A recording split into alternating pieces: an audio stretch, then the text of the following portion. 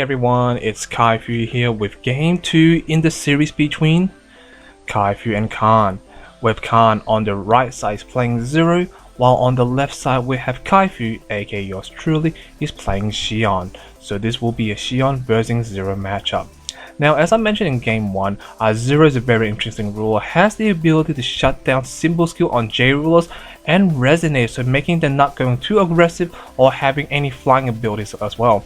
But however, in this current time, even she is a strong anti-meta ruler from my point of view, but in this current time, the moment the format is very favoring spells, so meaning that Zero cannot really potentially use her full potential, shutting down, being anti-meta and so on. So the spell in this format is just very heavy on based on spells, so it's very hard for this type of deck to use her full potential. But her attack stats is nothing to laugh about. 1100 attack and 1100 defense. There's nothing to laugh about, and not only that, she can't really get killed by battle as well, unless you like somehow use dual truth before battle phase and so on. And yeah, that's the only way you can kill her like that. But majority of the time, it's very hard to kill. And on your left side, we have Kaifu, aka yours truly, is playing Shion with the Sacred Base build. Now, as I mentioned in this video or the previous video, we're in the heavy meta of spells lineup at the moment, like Water Transformation, bows, and also Council Spell, Lunar Lake, Flame Trap, and so on. Like, it's very basically heavy on spells at the moment, so it's very hard for Resonator to compete in this current format, especially Water Transformation. Now, with that being said, I'm trying to see if this will work. The strategy is that turbo out the Hulong in play and make having a strong field presence. So obviously, no matter how much water transformation my opponent has, it doesn't really matter too much. But again, the issue with this type of deck at the moment is that if you draw your Sacred Base, you don't have any ways to put it back to the bottom of the deck compared to Reflective Frame, where you can actually put your Sacred Base back to the bottom of the deck and not worry about it. But I do have a pseudo way to use it, which is I can't remember the spell's name, but I think it's Foundation, the blue spell that has like a brainstorm effect, so which allows me to draw 3 cards and put 2 back on top of the deck. So meaning if I drew any Sacred Base, I just put it back on top of the deck and then play Hulong. So that's the strategy. So currently, light point wise, 4,000 compared to 4,000. Field wise, Hydromonica, Sacred Elf versus Atama. So at the moment, I notice my opponent is playing very passively at the moment, like using a lot of defensive plays and obviously not tapping out. So meaning that my opponent is very worried that if he's tapped out, I will have some way to go all out. But in this case, he had to do something because he only has the Tama, and obviously Tama is not a big threat to me. And obviously I do have the option at the moment to turbo into Captain Hook, but however I only have Captain Hook in my hand, so meaning that the only one Captain Hook I have in my entire deck, I drew into it. Now a lot of people say, why don't you play 2 Captain Hook?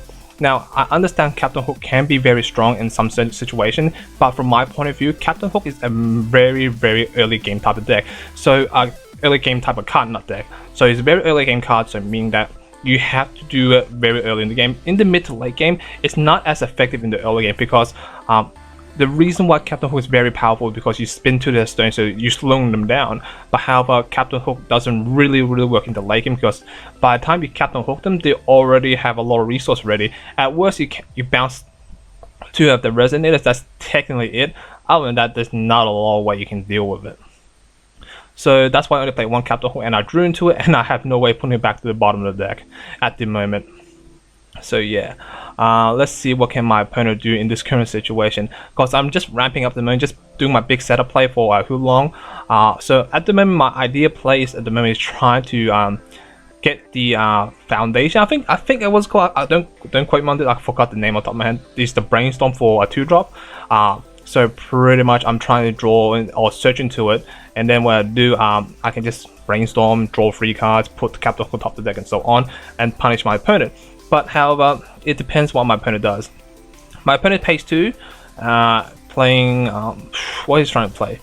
Oh, he's actually judgmenting really early in the game, so he's trying to apply the pressure at the moment. So I'm thinking he's trying to, like, you know what, you're not doing any big plays at the moment, so I'm gonna take this opportunity and obviously do a lot of big crazy plays and obviously try to punish you using a big Resonator and swing for a lot of damage, having 3 restores.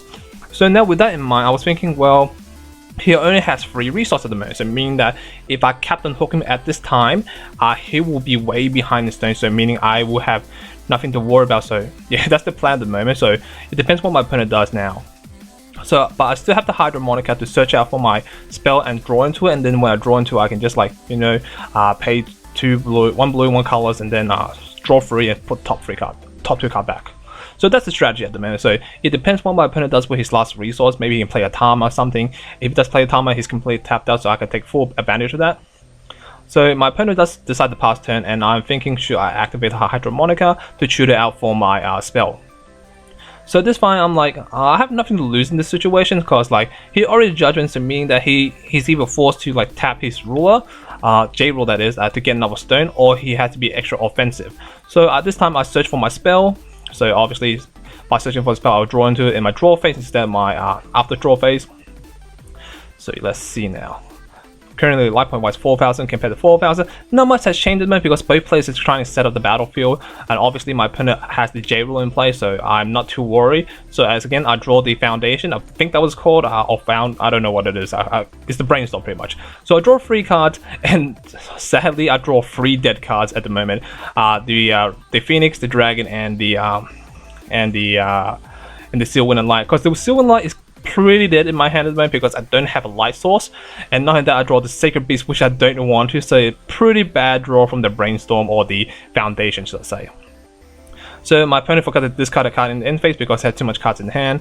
So now this time I have the Captain Hook on my top of my deck, and I do have the option to Judgment right now and spin 2 stone, but I also have the option to play Hulong, so I can shuffle my deck again once more. So it depends what I try to do, because I know my opponent doesn't really play a lot of cancel spell. I like Whirlwind, he only plays Sylvan Light, so I don't need to worry too much. So I'm going to take, you know what, I'm going to take this opportunity, Judgmenting, flipping over my Shion and spinning 2 of stones, because obviously I have more resource than you, and by having more resource than you, you can't really do much. Obviously I spin the green because I can't cancel my opponent's cancel spell because I don't have a light source.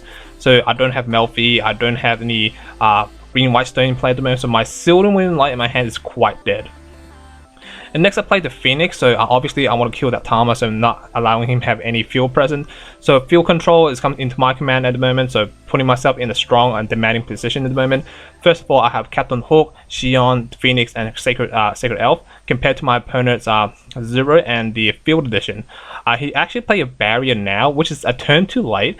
Obviously, he played a barrier in the previous turn, which would matter quite a bit, but at the moment it doesn't matter too much now. I drew my dragon, so I'm like, yeah, can't do much about it. So I tap for stone.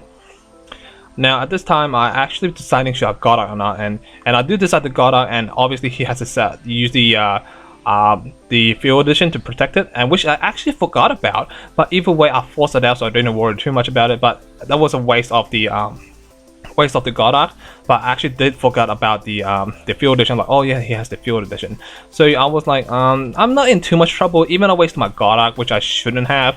I still in the control position anyway, and I drew into another Hulong by playing my Dragon on the battlefield, so having a lot stronger field present. Knowing that in next turn I'll actually play Hulong, and when I do play Hulong, I can actually, you know, dominate the field once more.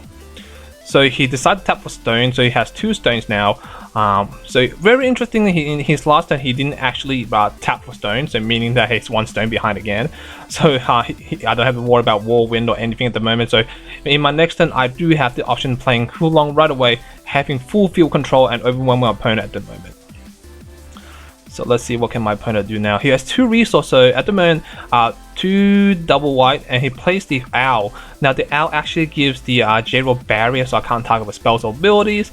And also that Owl is the 8/8 now, so again, I'm not too worried about the Owl because, again, I'm already in a strong position, and before recover phase, using my Dragon's effect to pump all Sacred Beasts +2/+2 until end of turn, which is kind of important, so meaning my Phoenix can hit for 6 instead of 4. So now I'm in the strong position, as I said before. Now I'm debating what should I do now.